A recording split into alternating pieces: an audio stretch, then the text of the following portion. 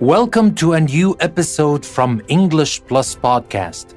Today's episode is very special because we are going to talk about a very special man, a man whose name is written in the bright pages of history.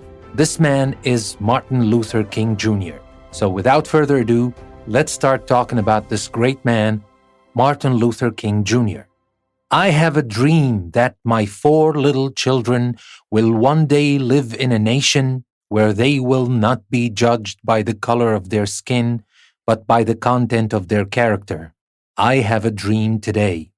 The Reverend Martin Luther King Jr. said those words in his famous I Have a Dream speech in Washington, D.C. in 1963. He was America's most prominent civil rights leader. The civil rights movement was the struggle to get laws and attitudes changed so that Black Americans could have rights equal to those of white Americans. King was born in Atlanta, Georgia in January 1929. His father and grandfather were preachers at the large all-Black Ebenezer Baptist Church in Atlanta. King himself became a preacher at age 18. While attending graduate school in Boston, he met Coretta Scott. The couple married in 1953. The following year, King's first job as a minister took him to Dexter Avenue Baptist Church in Montgomery, Alabama. In the 1950s, Black people were not treated very well in the United States. Public places, including schools and restrooms, were segregated in many southern states. That means that there were separate buildings or areas for Black people and for white people. Even in northern states, Black people often weren't allowed to live in nicer neighborhoods. They were rarely hired for good jobs. Their children could not go to good schools. In some places, they even had to give up their seats on buses if a white person wanted to sit down. In 1955, police in Montgomery arrested a Black woman named Rosa Parks for refusing to give up her bus seat to a white man. Black people in the city started a boycott of the bus system. They refused to use it as long as it did not treat them equally. The boycott's leaders chose King as their spokesperson. For nearly a year, Montgomery's Black residents refused to ride the city's buses. They walked and rode in carpools. They took their case to court. The Supreme Court of the United States ruled in favor of the protesters. The nation's highest court said segregation on public buses was illegal not only in Montgomery, but everywhere in the nation. That ruling was a great victory for civil rights.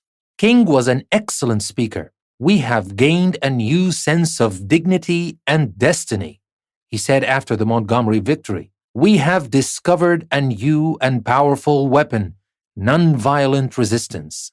King's speeches appealed to both Christian principles and American ideals. Time magazine and other magazines and newspapers featured the handsome young preacher on their covers. King was one of the leaders of a protest in Birmingham, Alabama that attracted worldwide attention. Policemen attacked peaceful marchers, including school children carrying small American flags. The Birmingham police arrested King. In jail, he wrote a letter to local ministers who had criticized him for disrupting the city. King's letter from Birmingham jail expressed his belief that individuals had the moral right and responsibility to disobey unjust laws. The letter enhanced King's reputation as a moral leader. On August 28, 1963, the March on Washington took place. More than 200,000 people gathered to hear King give his I Have a Dream speech from the steps of the Lincoln Memorial in Washington, D.C. The protests in Birmingham and in Washington helped convince the U.S. Congress to pass the Civil Rights Act of 1964. This act made it illegal in America to treat Blacks or other ethnic groups unfairly.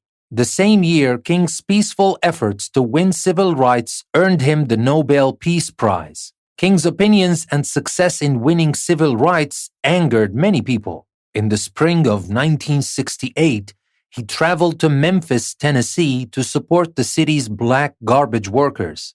The workers refused to collect the garbage until the city gave them better working conditions. While there, King was shot and killed by James Earl Ray, a white man who had escaped from jail. King is remembered for the great changes he made to American society and for the peaceful means that he used to make them. The third Monday of every January is a national holiday that honors King's birthday. So that was our story about this great man. I hope you liked the story. I hope you learned a thing or two about Martin Luther King Jr. that you didn't know about before. And now we will move on to talk about some key vocabulary we had in this listening about Martin Luther King Jr. But before we do that, let me remind you that you can find a link in the description that will take you to our website, EnglishPlusPodcast.com. If you want to take your English to the next level, take the link because you will find there an interactive video, interactive exercises, and a PDF downloadable worksheet you can download. You can practice everything we've learned here, both the listening practice and the vocabulary. And of course, you can check your answers with the answer key we provide. And if you like the content we're creating and you would like to support us and become our patron on Patreon, you can take the link you also find in the description, go to our Patreon page and support English Plus Podcast to help us create more of the content you love.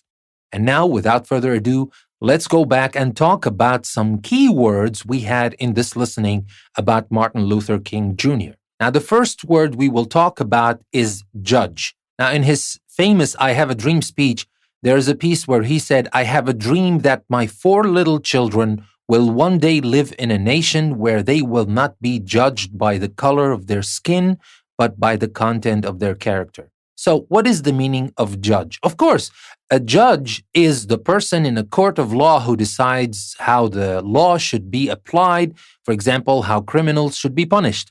That is a judge as a noun. But here, if you judge something or someone, you form an opinion about them after you have examined the evidence or thought carefully about them.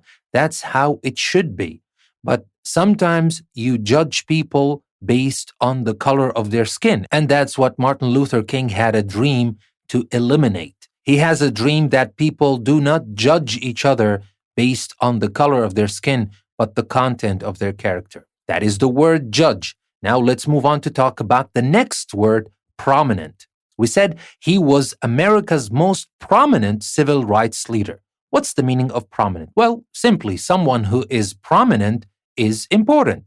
And he was the most important civil rights leader. But prominent is another word, a fancier word, I will have to say. But remember, sometimes it's not just about fancier words. You need variety. It's always useful to learn other words that you can replace your regular words with.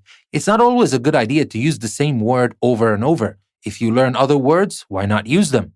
So don't say important, important, important all the time. You can use prominent now. So that was prominent. Let's move on now to the next word, preacher.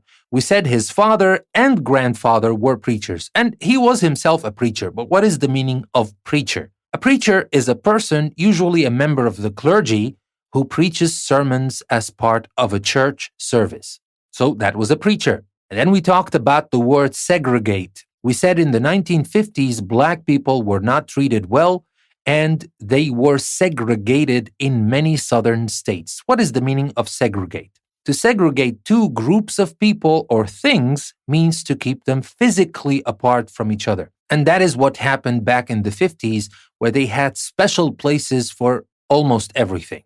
They were segregated. And now to the next word, arrest. We said police in Montgomery arrested a Black woman named Rosa Parks for refusing to give up her bus seat to a white man. Now, what is the meaning of arrest? Now, of course, we use this word specially for police. If the police arrest you, they take charge of you and they take you to a police station because they believe you may have committed a crime. So that is the meaning of arrest.